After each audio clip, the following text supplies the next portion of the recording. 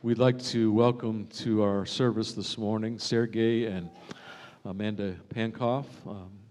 Amanda serves with Send International, and we participated with helping them this summer as they went to Romania with Ukrainian refugees. And so we welcome you. Praise God for you. And she may not tell you this, but she's due in 2 weeks. Thank you, Pastor. Do you want to start? Good morning, church. And happy birthday again, who have a birthday today. So, you know, the old Christians have 2 birthdays.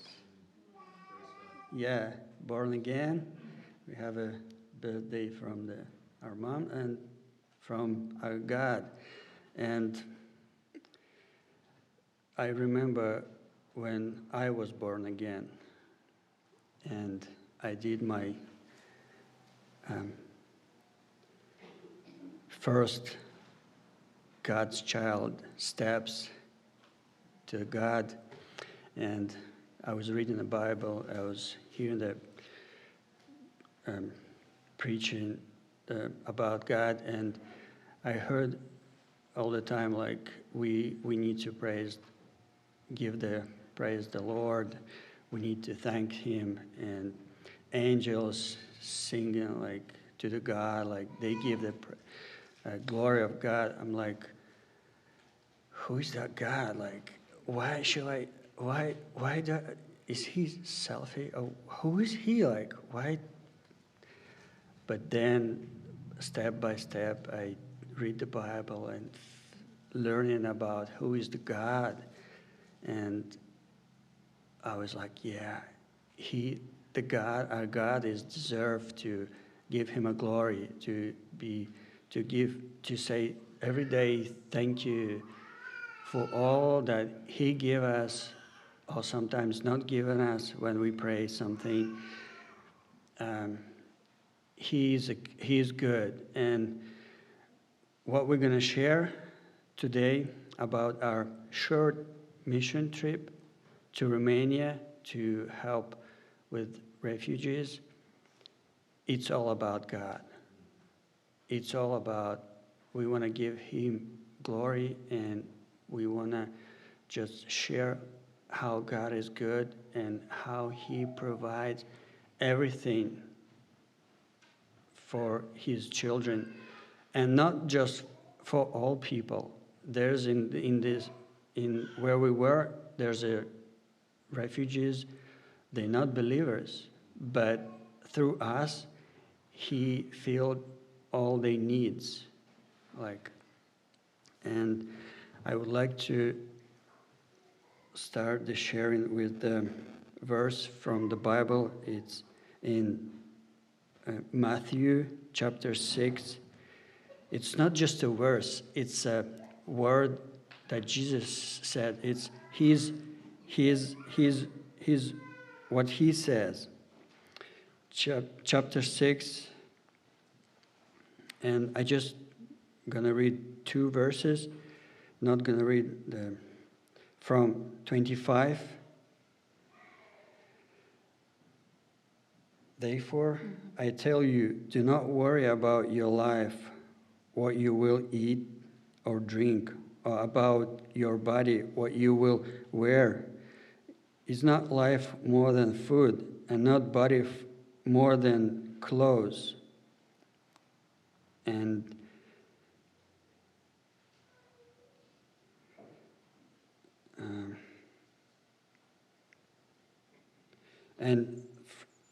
31 and the end. So do not worry, saying, what shall we eat, or what shall we drink, or what shall we wear? For the pagans run after all the things, and you, Heavenly Father, know that you need them. But seek first His kingdom and His righteousness, and all the things will be given to you as well. Therefore, do not worry about tomorrow, for tomorrow will worry about itself. Each day has enough trouble of its own. So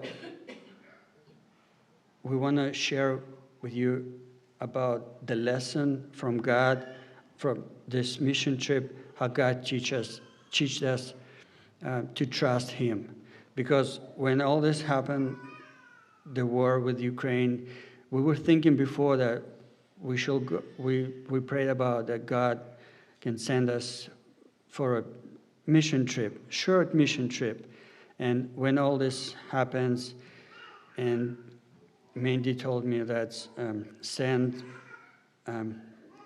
seeking people, looking people who speak Russian, who have cross-cultural experience to go to Poland, Romania, and we were like, yeah, we've got all this, like speaking Russian experience, like we shall go. Like we start a prayer about it, and we said about like we want to go, but we didn't think about all the details that we're gonna go through, like visa, like money, like we took Nathan with us. That time he was like year and 11 months because he had a birthday in Romania, and my wife she's still pregnant. And we were worried how all is going to happen. And we have a house. We need to pay the mortgage. And I need to quit my job because they're not going to give me like month vacation. Like we didn't really think about it. We just like, yeah, we're going to go. Like we want to go. But then like step by step, there's like, all these questions was hitting us like, what's like, and we're like, okay, we started to trust in the Lord, like with all these questions. And my wife gonna share about the visa. It was like amazing. Work of God. Yeah. Can't get as close to the microphone as I used to be able to. Yes, and I just want to say again, thank you for coming with us. Thank you for sending us. Thank you for supporting us and myself as I'm working with Send, and I'll speak more a little bit about that later. But yeah, let me share about the visa. That was kind of the first big thing that we saw God moving and working, and it was one of the ways where we were sure that God was sending us. So in order to apply for a visa, you need to, this was for Sergey, and I think we shared last time we were here that we were praying for his visa, and we didn't have it. But you have to buy plane tickets, you have to have like hotel reservations and all of that. So we did, we bought plane tickets, we got a rental car, we got an Airbnb, we made plans with the team, and the team didn't know, are you coming or not? And we didn't know. The bags weren't packed, I don't think.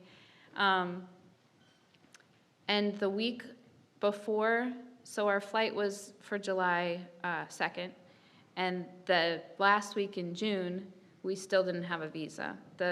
We had applied, but the Romanian embassy hadn't responded at all. Excuse me. And so finally, we were actually able to get a hold of someone on the phone, and then they invited us to the embassy the next day. And so we drove to New York and got in the embassy, and they told us that we had applied for the wrong visa. And so I said, you told us to apply for that visa.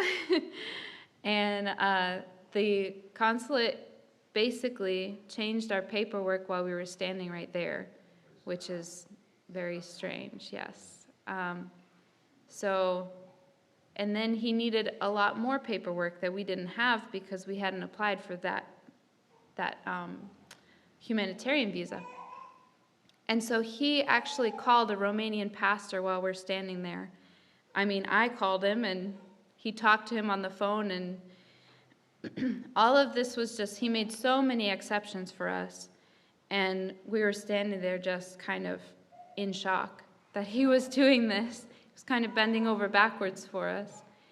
And he said, if you get all this paperwork in through email, which is all supposed to be original documents, but he said, get it all to me through email, and you will have a visa on Friday morning. I'll put it in your passport. Friday morning, we were flying out Saturday night. So Friday morning, Sergei drives to New York again and gets to the embassy. And you know the metal that they pull down over shops when they're closed? That was over the embassy door. And Sergei calls me and he said, the embassy's closed. And I said, that's not a funny joke.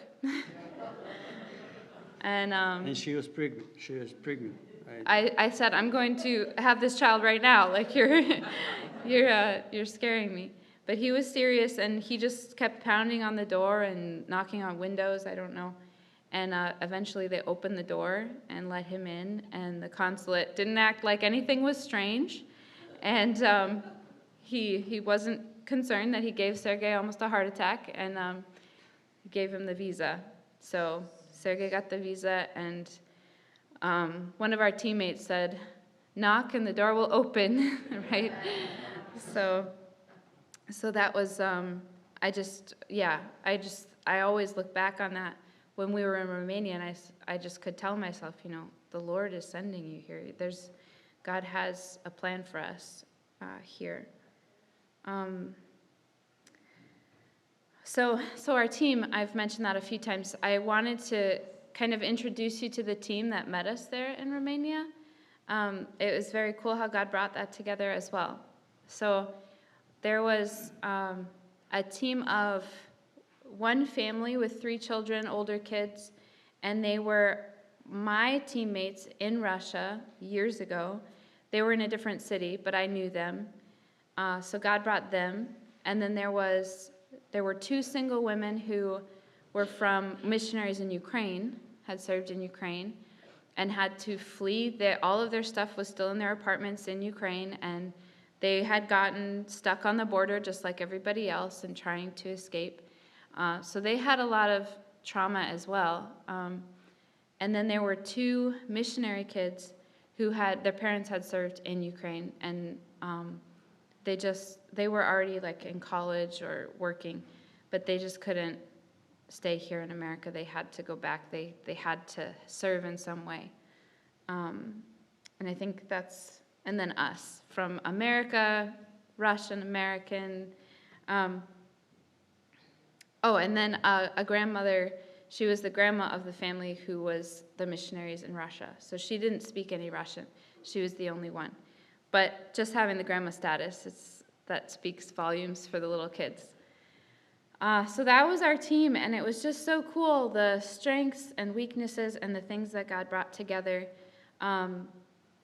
We had a lot of questions, how the Ukrainian immigrants would accept us, some of us being from Russia. And we'll talk a little bit more about that in a minute, but it was a blessing to be a part of that team. But the team, so we served in 2 different cities. We had connections with 2 different refugee camps. And how it worked was most of the team stayed in one city. Can't remember the name of it, but that doesn't matter. And then they asked our family to stay in a different city. And so we were separated from the rest of the team about an hour away. We had team meetings once a week so that we could just encourage each other. And the group from that team, they would come to us and help us with what we were doing. So we were doing planning and stuff on those days when we had team meetings. But that was interesting, being separate. I wasn't sure how that was going to go, and having a young child and not really having that support always around us. But the reason that they had us do that was because the pastor who was serving at that refugee camp, this was a Christian's, it was run by a church, but not everyone, as Sergei said, is a Christian there at the refugee camp. So the pastor at that church, he was just overwhelmed. And he wanted a family to come and just be there at the camp always and kind of be like spiritual leader, show Christian family example, and just interact with the people. So he had specifically asked for a family to come, and that's why we were separated from the rest of the team. And it turned out to be a blessing, and God, yeah, he did provide that encouragement from our team, but also we had to also rely on the refugees that became our friends. They were a big support to us as well. So what did we do there? That's kind of all just the introduction, I guess. What did we do? The main event, or the main thing that we were involved in, that we were asked to do by that pastor, by the refugees, is to play with their kids, give their kids a good summer. They had gone through a lot of trauma. So they asked us to do a camp. We did a little kids camp, just a few hours in the morning, maybe like four hours or so. So what that involved, we knew the kids had gone through trauma, and we wanted to provide ways for them to process through that. And ways to do that is physical games, get them moving, get them laughing. Food, we gave snacks, had snacks with them. Songs, moving also with motions and things. Crafts, doing something with your hands, tactile, that's very good for them. And then we also had this great resource that was called I Have Hope. It was, I'm not sure where it was developed, but it's Bible lessons for children who have gone through trauma. So basically, where is Christ in this? And it was really, really cool. So we divided the kids from, the youngest age maybe was 2, and the oldest 14 or... Yeah, 12. Yeah, 12, something like that. There were older kids, but the ones that were involved in the camp were about those ages. So I took the younger kids, and we did a lesson, and Sergey had the older kids, and this was a discussion kind of lesson. We asked a lot of questions and let the kids talk about what they had gone through, and then what does Christ mean in that situation. So Sergey wants to share just some of the things that the kids shared. Yeah, the lessons was very good, and I didn't know, first of all, how to ask them the questions like about what they going through. But the kids really answered honest, and when they answered about like what they lost, how they feeling about all this situation, they were honest, and when they answered all these questions, my heart was like crying, because they were like, they really missed their fathers, like, because the father has to stay and fight, and they really missed them.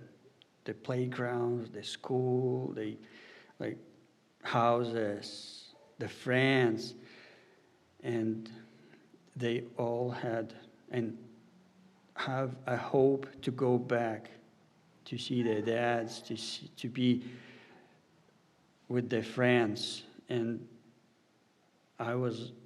when I did these lessons, I was thinking about, wow, I was crying because they are little, but they had to have experienced all these bad things. Wow. So, I don't know, it was hard.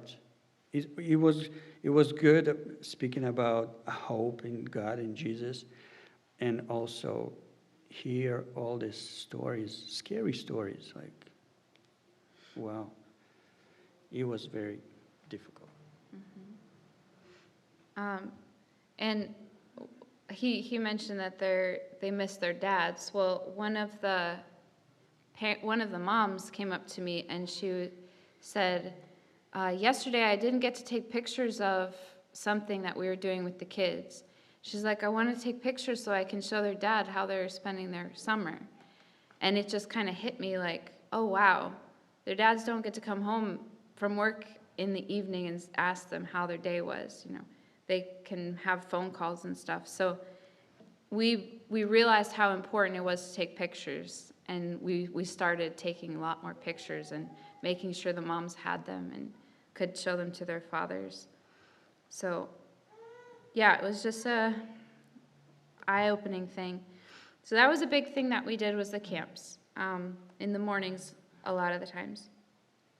In some of the evenings, we had a few events for the ladies, because a lot of the ladies, we didn't get to meet them right away. They were, first of all, standoffish because they didn't know us, understandable.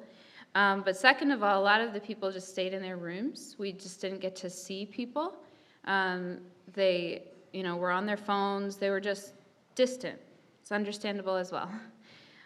So we tried to think of ways to draw them out and get to know them. So we had there were two main Christian ladies at the camp, and they were refugees. And they said, let's have evenings where we'll share our testimonies. So they asked Sergei to share his testimony. And I was like, no, this is a ladies' event. Sergei can't share his testimony. But the ladies had heard his testimony. It was so impactful, and just how God worked in his life. They're like, no, Sergei has to share his testimony. I was like, okay. So the first evening, we had Sergei share, and we did like a craft with the ladies, and a lot of them came out, and they were very appreciative. And the second time, we had another, she was a Romanian, she spoke English, and I translated for her, so it was only ladies that time. And she shared her testimony, and we did like a ladies' spa night, like facials and stuff like that. And a lot of ladies came out for that too, so it was a really good time. But what I saw from those events, first of all, Sergei got to share his testimony and share the gospel. So pretty much all the ladies got to hear the gospel. And second of all, not knowing who we were, where we're from, some of them figured out he was from Russia. It totally tore down walls hearing his testimony. They very much warmed up to us after that. And we just thought, oh, we should have done this the first day. But it was just such a good thing. And I'm really, it was really good. I'm glad we did that. Sergei also did in the evenings, the Christian ladies wanted to get together and do like a prayer time Bible study. So they asked Sergei to come and just share the word, and he did that. And not everybody that came were Christians. So there were a few ladies who had read the Bible, knew a little bit about the Bible, and they had a lot of questions for him. So he's going to share a little bit about that time as well. Yeah, that was a wonderful time. And also, they asked me very, very hard questions. And there was a lady, she was Christian, but she had struggle? Yeah, with faith, because she's like, I believe in God, but I have fear. I don't understand what's going on, what's going to be happening with my kids. She's like, I don't know. Maybe I don't believe. I don't know what's going on. So we had discussion with her. Like, she was very thankful for that. And there's the two ladies. They go to Orthodox church, and they had these questions. We discussed about love the enemy, and they asked me a question like, can you tell me where I can find this button to switch, like, to not be angry about, like, Russian soldiers, or Russian people? Where I can find this? Where I can find this? How I can do this? Can you tell me? You saying about love, like, and I was like, just for example, just look at the Jesus dying on a cross, praying about these people around him, and saying, I love you. I'm doing this because I love you, and I've forgiven you. I'm saying, that's the great example that I can just tell you. I don't know, just like, that was a very hard question. And I'm a Russian. But it was really, really good. They were very thankful for that time, because there was two ladies, Christian. They were very happy. So that was very, very. I'm thankful to God that for this time I had the opportunity to share about my testimony and share about God's love. Yeah. And they were very open too. So it was a unique opportunity. They had a lot of questions. They were very open. They didn't had like, it was good. They didn't really had anger and me, like we, it's because they heard my story. They had this question, why you're here? Why, like, what are you doing here? So when I shared my testimony, when they saw that we're playing with the kids, we like, they're like, okay, we trust you and you're good. Yeah. Yeah, and when we were getting ready to leave, one of the moms, she looked at me, she's like, we haven't heard your testimony yet. She's not a believer. And I was just like, wow, she wants to hear how God has worked in my life. Like, they were open. They were open. So that was a blessing to see. Another thing that we did was a family fun day, because we had done something with the kids separately, we'd done something with the moms separately, and we wanted to bring them together. We were leaving, and we knew that it was very important to kind of show the moms, if they hadn't already realized, like, they need to be serving their kids. Of course, they're struggling and they're suffering, but they have to be seeing that their kids really need their support. So we wanted to bring them together and just have a night of fun. And we did kind of a carnival, a bunch of different games. They could collect tickets, and then at the end, they go and get prizes. So that's what we did. We had our whole team from the other city came. Everybody ran a game. It was a huge hit. Everybody was having so much fun. Music playing. It was just really great.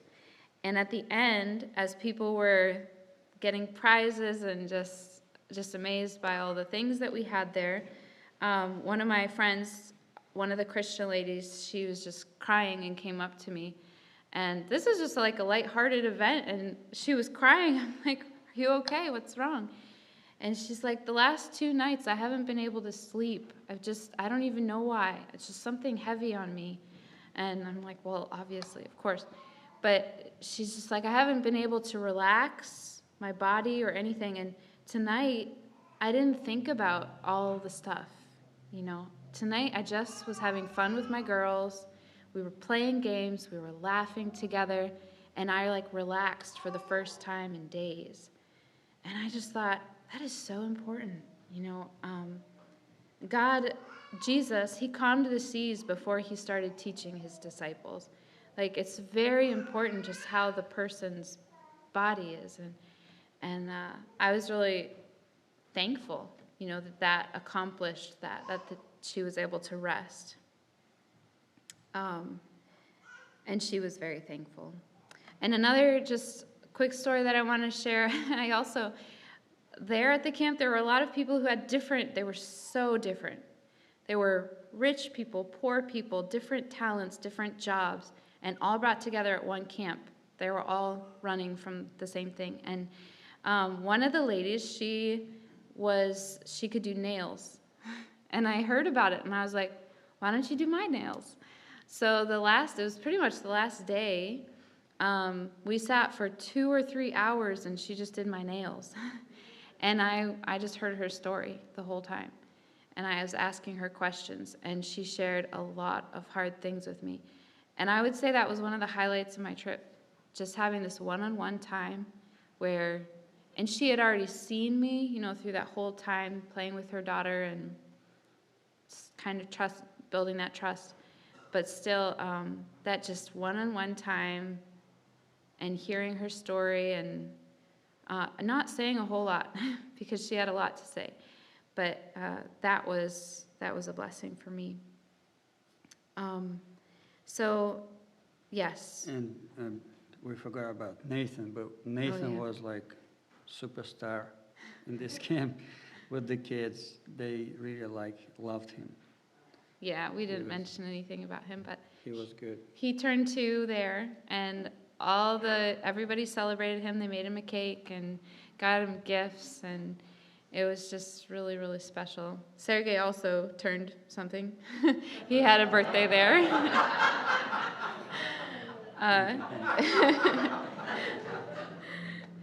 So it was really a unique place to have their birthdays and just celebrate them.